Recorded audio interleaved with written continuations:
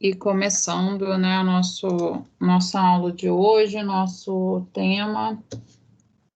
Então, a gente está hoje começando, né, o tema 8.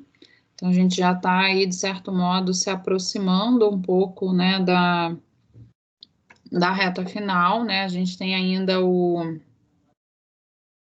os temas 9 e 10, né, pela frente, mas já estamos relativamente próximos, né? E aí vou aproveitar até para falar sobre um ponto relacionado ao trabalho acadêmico da V2. Então, até o final da semana eu já vou estar colocando o trabalho acadêmico da V2, e aí vocês já vão poder ir começando a fazer. Claro que vai ter algum ponto que a gente ainda vai tratar nas próximas aulas, né? Mas já vai ter lá para vocês terem uma ideia do que vai ser e começarem a se organizar, a se planejar.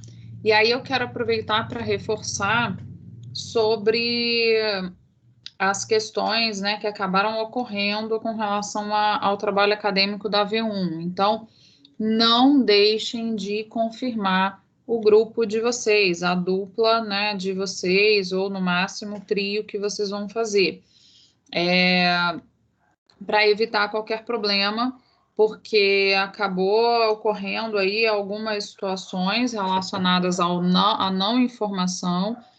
E aí, aquele ponto, se ninguém informa quem é a dupla, quem é o trio, e tem duas soluções iguais, isso vai ser considerado cópia, né? Então, o grupo precisa estar formalizado. Seja, né, eu pedi para fazer isso previamente, mas ainda para quem não fez previamente, no mínimo tem que estar no arquivo que vocês vão enviar. Então, não tem como eu adivinhar quem fez em grupo, em dupla, quem não fez, né? Então, é seguir as orientações do que está na descrição da proposta do trabalho acadêmico. Então, para reforçar esse ponto, para ninguém se prejudicar com relação a isso, tá? Então, tenham bastante atenção nesses aspectos, isso vale para qualquer outra disciplina, não só a nossa aqui.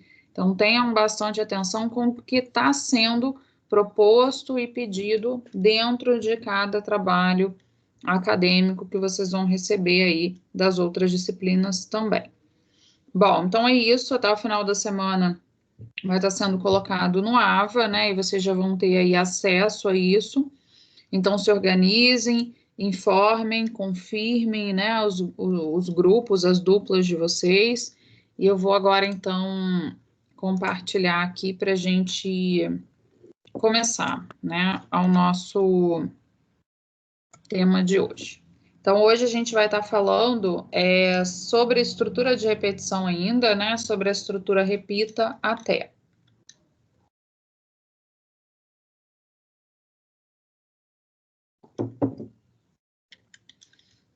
Então, nós falamos nas nossas últimas duas aulas, né, sobre as estruturas de repetição. Então, falamos da estrutura para, falamos da estrutura enquanto na semana passada, né? E hoje a gente está aí falando, né, sobre a estrutura repita até e finalizando essa etapa de estrutura de repetição. Então, a gente está aí fechando, né, essa parte envolvendo as repetições. Então, nós temos 3 estruturas de repetição, cada uma com as suas particularidades, né, e que é sempre importante a gente levar em consideração quando a gente vai fazer o uso e a escolha por uma delas, né? Então, que a gente esteja sempre atento a isso, às características de cada estrutura para tentar identificar, não só, né, aqui eu, como programador, vou ter mais familiaridade, mas também a que pode, de fato, me possibilitar uma facilidade maior aí de manipulação, de construção do meu código. Bom, então vamos lá. Então a gente vai estar falando dessa estrutura e vendo aí, né, de certo modo, uma comparação entre elas, né? Então, por mais que o nosso foco hoje seja a estrutura repita até, a gente vai estar aí analisando de algum modo e comparando com as outras estruturas. E aí aproveito também para reforçar, né, que a gente vai hoje fazer a primeira atividade para compor aí a APS, tá? Então, a gente vai ter aí 2 atividades até o final do semestre, então uma agora e a outra envolvendo aí os próximos temas que a gente vai tratar de procedimentos e funções. Então, a gente vai aqui dar uma revisada nos conteúdos, né, relacionados ao tema de hoje, e depois a gente vai fazer essa atividade, assim como a gente fez na etapa anterior, né, sobre a V1. Então, vamos lá. Então, a gente viu aí 3 estruturas de repetição, né? A gente viu a estrutura para, faça, que o que acontecia, né? O que a gente tinha aí nessa estrutura para? A gente tinha uma situação de repetição, mas com valores aí de conhecidos, né? Com relação à quantidade de vezes que eu vou repetir. Então, a gente usa essa estrutura em geral quando a gente tem esse valor prévio, né, da quantidade de vezes que eu vou repetir. Dependendo da linguagem de programação que a gente utilize, eu posso usar mesmo quando eu não tenho esse valor. Então, a gente tem aí possibilidades, né? Mas aqui no contexto de pseudocódigo, a gente vê de uma forma um pouco mais limitada nesse sentido. Então, a gente costuma utilizar quando a gente tem esse valor pré-definido. Já a estrutura enquanto faça, a gente tem um funcionamento parecido com a estrutura para, mas a gente define uma condição para a repetição, que vai ser sempre avaliada, analisada, e aí essa condição pode abordar diferentes tipos, né, de comparação, de análise, não necessariamente só uma quantidade, um dado numérico, e acaba sendo usado muito mais para quando eu não tenho esse valor exato, né, de repetições, está a cargo do usuário. Eu vou perguntar se ele deseja continuar ou não, ou algo do tipo. Então, é comum o uso da estrutura enquanto para essas situações, né? E lembrando que no para a gente já configura tudo ali naquela definição da estrutura, e o enquanto não, a gente coloca ali só a condição. Então, o valor inicial para essa condição tem que ser definido antes da estrutura, e a atualização da variável, do que controla essa condição, tem que ser feito dentro da repetição. Então, foram pontos que a gente trabalhou, né, na semana passada, relacionado aí à estrutura enquanto. Bom, com isso, a gente vai agora falar da estrutura repita até entender como que ela funciona, ou revisar, né, para quem já viu, para quem já conhece de alguma forma. Então, a estrutura repita, ela, assim como as outras estruturas de repetição, ela vai ter o objetivo de repetir um trecho de código, só que, diferente da estrutura para e da estrutura enquanto, o teste da condição que ela vai fazer é só no final. Então, o funcionamento dela é: repita os comandos que estão aqui dentro até uma dada condição. Então, o primeiro ponto é: ele entra de imediato na repetição, no que está dentro da repetição. E só no final é que a condição vai ser verificada, o que significa que, pelo menos uma vez, os comandos vão ser executados. Por quê? Porque eu só vou testar no final. Então, ele entra direto, executa e depois testa. Então, esse é um ponto de alerta, um ponto de cuidado, né, de atenção, quando essa estrutura for usada. Então, para essa estrutura ser usada, eu tenho que, de fato, ter a necessidade de executar pelo menos uma vez. Então, a gente tem que estar atento, né, ao funcionamento de cada uma delas. Isso é muito importante. Então, a estrutura repita, esse é o primeiro ponto que diferencia das outras. O segundo ponto é o seguinte: na estrutura enquanto, como é que funciona? Enquanto uma condição for verdadeira, ele repete. A estrutura repita é um processo inverso. Ele repete até até que uma condição ocorra, ou seja, até que a condição seja verdadeira. Então, ele na prática repete enquanto ela não é verdadeira. Então, quando ela for verdadeira, ele para de repetir. Então, fez o código, a condição aconteceu, aí ele para. Então, a gente tem aí um processo inverso e que também a gente tem que ter atenção para não achar que é só transferir a condição do enquanto para o repita. E não é. A gente tem que ter atenção com esse ponto, tá? Então, esse seria aí o funcionamento da estrutura repita. E aí, de forma similar ao que a gente viu na estrutura enquanto, na estrutura para, que é um exemplo do uso dessa repetição para exibir os códigos de 1 a 10, os números, né, de 1 a 10. Então, eu vou ter uma variável para controlar essa repetição, assim como a gente fez nas outras estruturas. E a partir disso, o que eu vou fazer, né? Eu vou inicializar essa de 1 a 10, eu estou começando essa variável com 1. E aí eu coloco para repetir. Então, ele vai entrar já a primeira vez. E aí, o que eu quero que ele faça? Que ele exiba o valor da variável x. Então, ele vai exibir o valor da variável x para depois ir para o próximo valor. Então, aí o x vai ser incrementado para o próximo valor. E vai ficar fazendo esse processo até que aconteça o quê? Até que o x seja maior do que 10. Se fosse o enquanto, seria enquanto x menor ou igual a 10. Aqui não, é até que o x seja maior que 10, porque ele vai, ó, x é 1, imprimiu 1, aí foi para 2.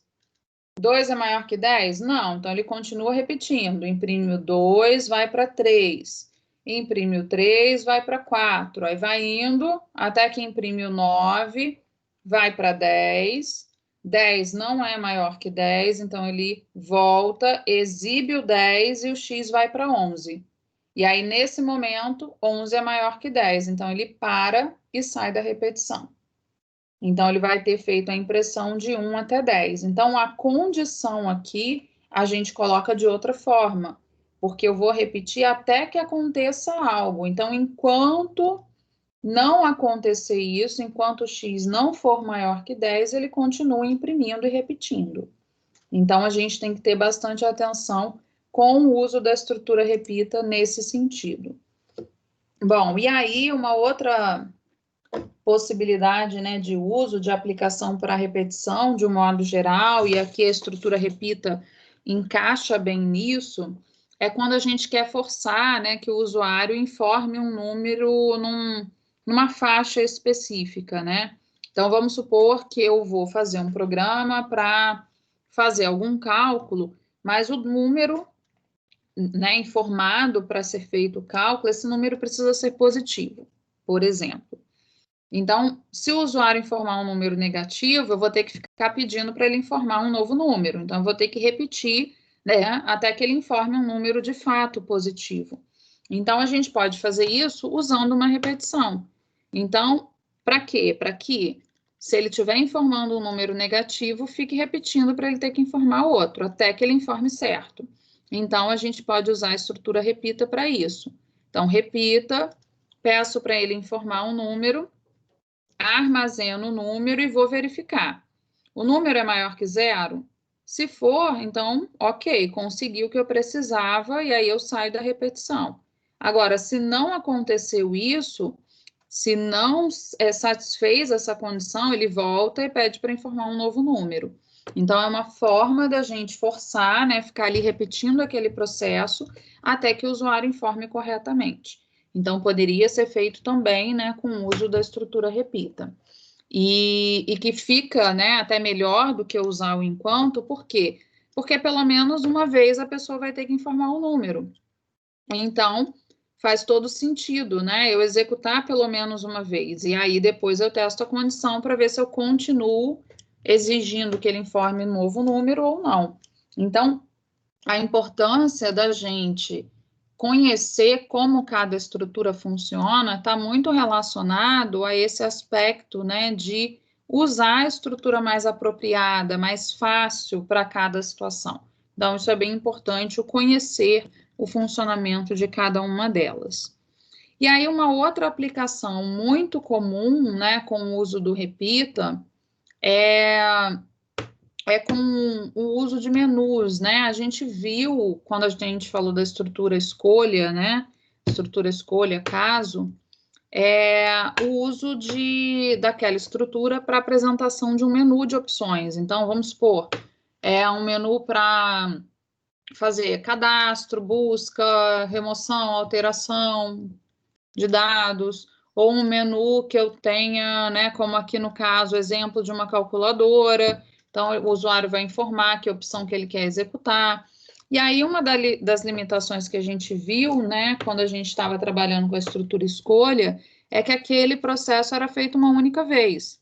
Então, se o usuário quisesse fazer vários cálculos diferentes, ele tinha que fechar o programa, rodar de novo, fechar e rodar de novo. Cada execução fazia uma vez só a execução, o cálculo, né? A aplicação da calculadora. Então, o uso de estrutura de repetição facilita muito nesse sentido, porque eu posso ficar mostrando as opções várias vezes, né, para o meu usuário, para ele escolher o que ele quer fazer. E aí, a partir disso, da opção que ele escolher, a operação vai ser executada. Então, aqui é um exemplo bem curto, simples, né?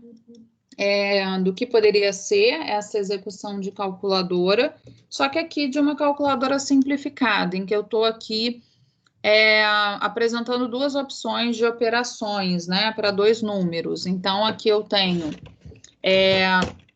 estou aqui definindo o meu algoritmo e defini aqui algumas variáveis, duas para representar os números que vão ser informados, uma para representar a operação que o usuário quer calcular e uma para receber o resultado. E aí, o que eu estou fazendo? Eu quero mostrar esse menu aqui de opção. Quando a gente viu isso dentro do contexto do escolha, a gente não tinha ainda falado de repetição. Então, a gente exibia uma vez o menu, o usuário escolhia a opção, a operação era executada e o programa encerrava. E aqui, o que a gente vai fazer? Todo esse processo de exibir o menu, executar uma operação, tudo isso vai ser feito dentro da repetição. Para quê? Para que enquanto o usuário não tenha escolhido a opção de sair, eu fique repetindo, para ele poder escolher outras operações sem ter que fechar o programa. Então, ele vai ficar fazendo cálculos quantas vezes ele quiser. Quando ele não quiser mais, aí ele informa a opção de sair. Então, é uma alternativa, né, interessante para esse contexto. Então, tudo aqui está sendo colocado dentro da repetição. E, mais uma vez, o repita encaixa muito bem nessa situação. Por quê? Porque eu vou ter que, pelo menos, mostrar uma vez esse menu para o usuário. Vou ter que mostrar depois, outras vezes? Sim, mas pelo menos uma vez eu tenho que mostrar para o usuário saber o que ele pode fazer, o que ele tem de opção. Então, cabe, né, encaixa muito bem com o uso do repita. E aí, a gente vai apresentar as opções. Então, coloquei, ó, digite a opção desejada, 1 para soma, 2 para produto, 3 para sair. Peço para o usuário informar a opção dele e armazeno na variável op. E aí agora, né, depois de apresentar essa lista de opções, eu vou usar a estrutura escolha. Poderia fazer com C? Poderia, né? Mas aqui, como eu tenho só uma lista de alternativas, eu optei por fazer com o escolha. Então, escolha op, para justamente, né, analisar o que foi armazenado nessa variável op. E aí, o que eu vou fazer agora? Eu vou comparar o que está nessa variável op com os possíveis valores, que são 1, 2 e 3, e pode ser digitado algo diferente disso, né? Então, vou testar. Caso seja 1, significa o quê? Que ele quer fazer a soma. Então, aí eu vou pedir para ele informar os dois números inteiros, armazenar cada um numa variável, fazer a soma e exibir o resultado. Caso ele tenha escolhido a opção 2, é o produto. Então, eu vou pedir para informar os dois números inteiros, armazenar na variável, e depois disso fazer o quê? Fazer o produto, exibir o resultado. Claro que isso aqui poderia ser feito de uma forma um pouco mais otimizada, porque eu estou aqui fazendo a leitura dos dois números e exibindo o resultado para todas as operações, né? Então, poderia melhorar esse aspecto, e é um caso aí a se pensar. E aí, feito isso, caso ele escolha a opção 3, eu informo, finalizando, uma mensagem de encerramento ou qualquer coisa similar, e coloquei aqui ainda a opção do outro caso. Caso ele tenha, o usuário digite algo diferente dessas opções, né, de 1 a 3, aí o que eu vou fazer? Eu vou informar que a opção foi inválida. E aí eu vou ficar repetindo esse processo, né, de apresentar o menu, ler a opção, fazer o cálculo, até que o usuário escolha a opção 3. Por quê? Porque quando ele escolher a opção 3, significa que ele quer sair. Então, eu vou ficar repetindo tudo isso até que ele escolha. Isso é, enquanto ele estiver escolhendo opções, né, diferentes de 3, é porque ele quer continuar calculando. Então, eu vou continuar repetindo esse processo. Então, essa é uma forma que a gente tem, né, de possibilitar que determinadas operações, determinados contextos sejam executados, sejam analisados, apresentados para o usuário várias vezes, e eu não tenha que ficar, fecha o programa, executa de novo, fecha, executa de novo, que é algo que não faz muito sentido, né? Então, tudo que a gente vai vendo de repetição, de estruturas dentro desse contexto, é com o objetivo de ir aperfeiçoando a nossa lógica, as nossas possibilidades, né, de solução para as situações que nos são apresentadas. Então, cada vez a gente vai aí ampliando, né, o nosso escopo aí de possibilidades de implementação. Então, a estrutura repita, a gente tem aí como ponto muito importante dela, né? Assim como todas as outras estruturas, repetir o código, claro, né? Mas principalmente para essas situações em que eu não sei a quantidade exata e que eu tenho que pelo menos executar uma vez. Então, o caso do menu é uma situação muito clara, o caso de entrada de números, né, que precisam ser controlados de alguma forma. Então, tem várias situações que a gente pode fazer o uso do repita. Mas reforço, né, a gente tem que ter o cuidado com a questão da situação, né? Então, dependendo da situação, eu não posso sair repetindo uma primeira vez, executando uma primeira vez, né? Eu tenho que ter uma condição antes disso. Então, tudo tem que ser analisado para cada caso, para cada situação. E um outro ponto que eu quero aproveitar para reforçar sobre a estrutura repita e sobre as outras de um modo geral, é que quando a gente tem a gente olha, né, e principalmente para quem está fazendo introdução à programação ao mesmo tempo, a gente acaba fazendo a equivalência, né, entre as estruturas. O para eu faço como similar ao for, o enquanto ao while, e o repita até ao do while. Mas o repita até, ele não pode ser considerado como similar ao do while, porque o do while, no C, né, e em outras linguagens também, o do while ele tem esse processo de repetir, de executar pelo menos uma vez. Nesse aspecto é igual ao repita. Mas com relação à condição é diferente. O do while repete enquanto a condição for verdadeira. E o repita repete até que a condição se torne verdadeira, até que ela seja verdadeira. Então, tem que ter bastante atenção aí na hora de fazer essas equivalências, tá? Então, só para reforçar sobre esse ponto.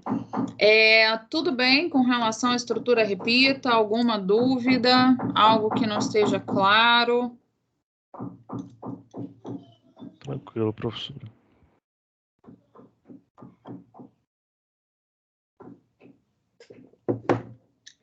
Bom, beleza, então. Qualquer dúvida, né, vão me sinalizando. Aproveito também para reforçar, né, sobre estar praticando essas estruturas. Então, eu vou estar colocando, né, disponibilizando alguns exercícios para vocês praticarem como forma aí de orientar, né, essa prática.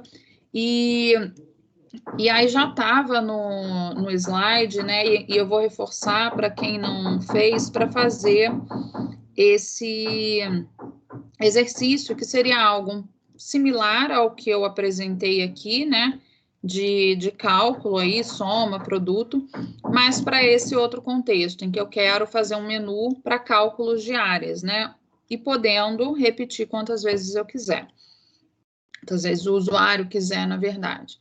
Então, eu vou deixar aqui, para quem ainda não fez, para procurar fazer. Depois eu vou atualizar o slide lá no AVA com a solução, para vocês poderem aí terem uma base aí para comparar. Mas procurem fazer, porque é bem importante. E aí o que eu quero agora propor, até para vocês fazerem com um pouco mais de calma, né? É a atividade para compor a APS, né? A primeira atividade envolvendo essa parte das estruturas de repetição. Então, eu vou deixar esse exercício para quem não fez para fazer ainda, né? E aí coloco depois a solução deles. E agora a gente vai fazer a atividade, né? Que eu já tinha comentado sobre isso, para compor aí a parte da nossa APS, tá? Então, Professora, eu vou... Oi. E as gravações das aulas? Não tá aparecendo lá nos temas. Eu vou atualizar, Israel. Eu tenho tido, não só eu, na verdade, né? A gente tem tido alguns problemas com alguns dos vídeos que às vezes não está aparecendo depois. Mas realmente está faltando atualizar alguns deles. Mas tem uma ou outra aula que eu não consegui, que não apareceu para mim a gravação do vídeo depois, tá? Então, se alguma aula não aparecer, é por esse motivo, mas eu vou atualizar. Pode deixar que eu vou atualizar lá. Valeu. Mas só para vocês já, né, saberem sobre isso, porque ocorreram aí alguns problemas aí pelo Teams e alguns professores aconteceu isso de não disponibilizar o vídeo depois e a gente não está conseguindo encontrar alguns deles, mas os que estão eu vou colocar, vou atualizar lá, tá? Vou colocar aqui os dados, né, para vocês acessarem aqui a atividade, assim como a gente fez em outros momentos, né? Então, eu vou colocar aqui primeiro o link e aí os dados aí para vocês fazerem aí o acesso à atividade. Então, tá o link aí, vou colocar aqui o nome da sala. Lembrando que é importante que vocês coloquem, né, o nome de vocês com sobrenome, para evitar aí qualquer problema na identificação de quem fez a atividade, tá? Então, eu vou colocar aí agora a atividade, liberar. Então, coloquem o nome com o sobrenome. E um ponto que eu quero reforçar com vocês façam com calma, façam com atenção, para evitar, né, erro por falta de atenção mesmo, né, por ter lido rápido, feito rápido. Então, leiam com bastante atenção cada enunciado, para vocês usarem essa atividade, né, como uma forma de melhorar a nota, de obter um bom resultado, né? E não simplesmente fazer por fazer. Então, façam aí com atenção. Vou continuar aqui online, né? Até o final do horário. E qualquer problema aí que tiverem, me sinalizem, né? Que eu estou aqui atenta, né? Ao que vocês vão aí fazendo. Bom, então é isso. Qualquer coisa, me chamem por aqui. Vou aqui ativar meu mudo para não atrapalhar ninguém aí a fazer, e qualquer coisa é só me sinalizar.